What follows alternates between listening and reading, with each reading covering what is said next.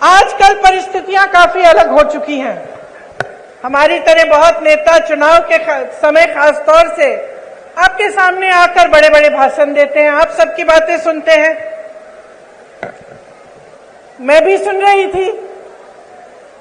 आज सुबह जब मैं उठी मैंने कहा मैं देखती हूं मोदी जी क्या भाषण दे रहे हैं, क्योंकि वो क्या कह रहे हैं वो भी सुनना जरूरी है।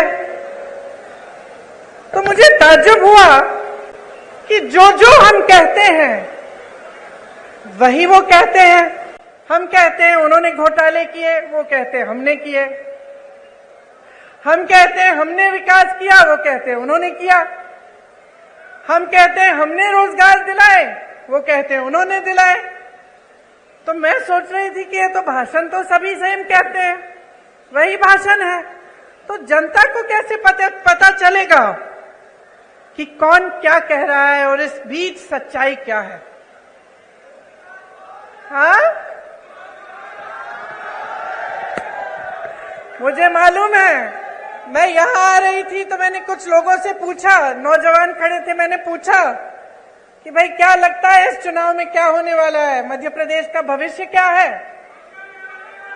कहने लगे राजा जा रहा है। तो मैंने कहा अच्छा क्यों?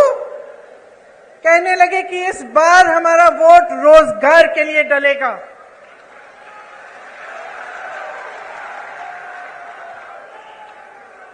तो इसमें एक बात जो मैं इससे पहले कह रही थी वह स्पष्ट हो जाती है कि जब एक पार्टी का नेता आपके सामने कुछ कहता है, दूसरा वही चीज लगभग कह के जाता है, तो आपको पता कैसे चलता है कि कौन सच्चाई कह रहा है?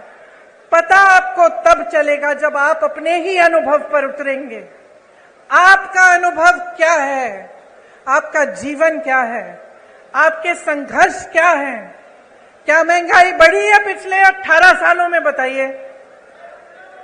10 गुना? पिछले 5 सालों में? 3.5 सालों में? जब से इनकी सरकार रही है तब से बढ़ी है कि घटी है?